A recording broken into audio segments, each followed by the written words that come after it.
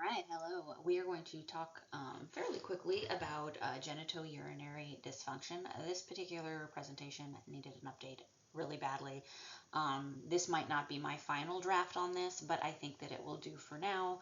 For those of you in spring 26, I am literally recording this the week that it is being published on Canvas. So there you have it. But I promise you don't want the one that was up before because it was twice as long and pretty dry. So let's start this journey here. Okay, quick visual review of the GU system. Obviously, you can tell how much time I put into this slide. Our renal system includes the kidneys, the renal arteries and veins, the ureters, the bladder, the urethra, and the genital structures. So until about the age of 2, our filtration rates, like our GFR, aren't really optimal. So we will sometimes see this reflected in labs. And so that's something to keep into consideration when you're at Carl. And you're wondering why all of these kids have like horrible creatinine levels. That's why, because the system is effectively immature. Our kidneys help to maintain fluid and electrolyte balance. I hope that's not news to anybody. Regulate blood pressure and hormone levels, and then filter waste products from the bloodstream. So this filtration happens in the nephrons, which contain the glomeruli. And this is where the water and electrolytes are reabsorbed back into the bloodstream. And so knowing this, we're going to talk about a few issues that can occur within this system. So the first set of disorders that we're going to talk about have to do with infection and inflammation. And I'm not going to get into the details about UTI or pyelonephritis because they're very similar in adults, but we are going to talk about glomerulonephritis and nephrotic syndrome. So glomerulonephritis, you might also see called acute post-streptococcal glomerulonephritis, or APSGN, I think. Whatever choice that somebody uses, it's very long. It's a very complicated word for inflammation of the glomerular capillaries. There's been several disorders that we have discussed that occur thanks to strep, and this is yet another one. So it comes after a strep infection, either skin or respiratory, just so that everybody can be at risk. And it impairs filtration in the kidney that results in sodium and water retention, reduced urine output, and edema. Fortunately, this is pretty self-limiting and rare. So if a kiddo does get this, we are usually symptomatically or supportively treating them through it until the inflammation goes down. Signs of glomerulonephritis are related to fluid retention and electrolyte imbalance. So we will normally do a 24-hour urine to confirm that. It'll show proteinuria, and then we will also see decreased GFR with increased BUN and creatinine. It is important to remember that lipid levels are normal in glomerulonephritis, and that is because in nephrotic syndrome they're not, and so that's really just for the comparison amongst the two. But some kiddos can actually have nephrotic syndrome and glomerulonephritis, in which case the lipid levels will be elevated. But we'll talk about that in a minute. Some other manifestations you can see here, I'm not going to read them off, but signs of fluid retention, right? So as I mentioned, it is usually self-limiting, so we're providing supportive therapy, although occasionally we can use penicillin if there's still an active strep infection. We're going to reduce dietary sodium. We're going to restrict fluids, right, until the inflammation resolves. If that isn't sufficient, we can add in loop diuretics and antihypertensives if necessary. Complications of this are usually rare, but can include encephalopathy due to increased blood pressure, cardiac failure, and acute kidney injury. I kind of already talked about this. Pretty sure I had meant to take this slide out, so we already talked about it. Look at it again if you would like to review for the medical management and the nursing care. Moving on. Nephrotic syndrome. This is another inflammatory disorder of the kidneys that is caused, sorry. I'm just reflecting on how poorly I just narrated that last slide. You guys are getting the best of me right now. It's usually caused by increased protein permeability in the glomerular basement membrane. And so what happens here is albumin then leaks into the urine, which changes the osmolality. So we have a fluid to shift that shifts into the interstitial space. So that leads to edema and ascites, but then also hypovolemia, which then activates your RAS system, which hopefully you remember that increases your ADH and your aldosterone, which causes water and sodium to be reabsorbed. And so now we just end up with this really puffy patient who is losing tons of protein and albumin in their urine. They're also going to have elevated serum lipids. and potentially hyperglycemia.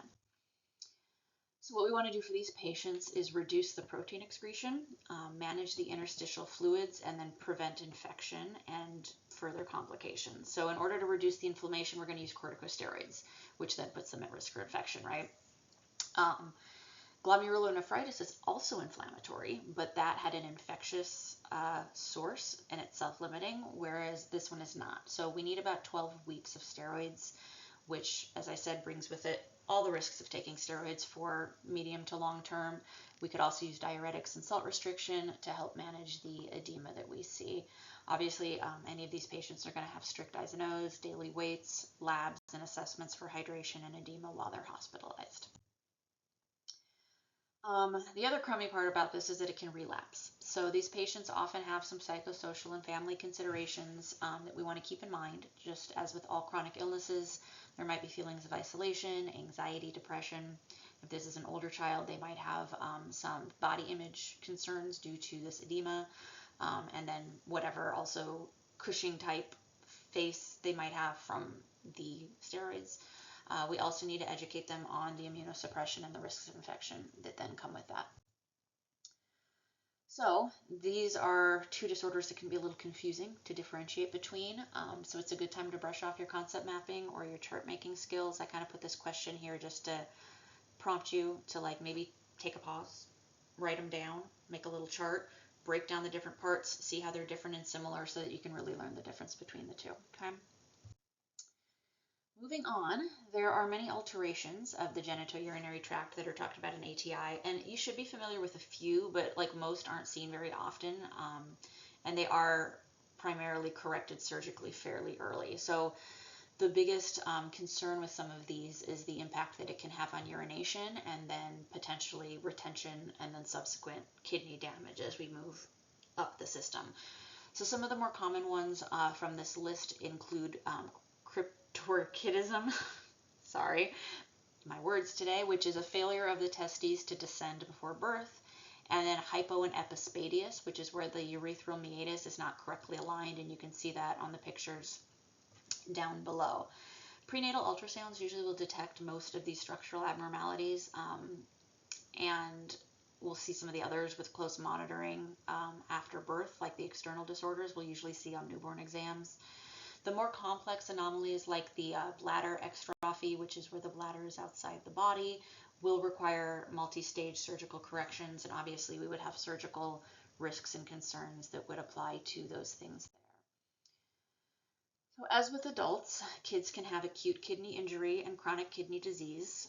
This is usually precipitated by acute injury. So while some children that have congenital anomalies might be screened for these things, we don't typically screen for kidney failure in kids, right? Acute kidney injury is very rare. It tends to be more common in hospitalized children, usually after a complex surgery or due to a nephrotoxic medication, whereas chronic kidney disease is progressive and non-reversible loss of kidney function. So we usually see that in kids that have congenital conditions or recurrent infections, nephrotic syndrome, and glomerulonephritis. See why we talk about it? Treatment for these disorders mirrors that we'll see in adults. So I'm not going to spend, again, a whole lot of time on this. So if you're really scared about this week having so much information, it's because a lot of the kidney stuff should be review. Acute kidney injury, we'll really focus on treating the underlying cause, while with chronic kidney disease, we want to delay the progression of and save function, I guess, and then help support growth and development of these kiddos while they are undergoing all of the complications that come with the chronic disease. Okay, moving on to our last section here, renal cancers. We're just going to talk about two, really just one, and just kind of mention the second. This is a favorite of test banks, okay? Wilms tumor. I could have sworn that I changed the punctuation on here. I did on the next slide. It's not possessive because the guy's name was Wilms. So it's just Wilms tumor with no apostrophe. But anyway, this is also called nephroblastoma. It's the most common GU tumor found in children.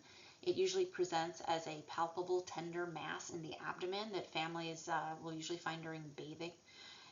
These kiddos are usually asymptomatic. And so the most important thing to know about Wills tumor is that they can be ruptured and spread those cancer cells. They can rupture during surgery while we're trying to remove it, and they can also be ruptured pre-op. So A big thing to note about here, the big red flag intervention, so to speak, is to never palpate the abdomen. Okay, the cancer is treated by removing all or part of the kidney, and then we follow up with chemotherapy.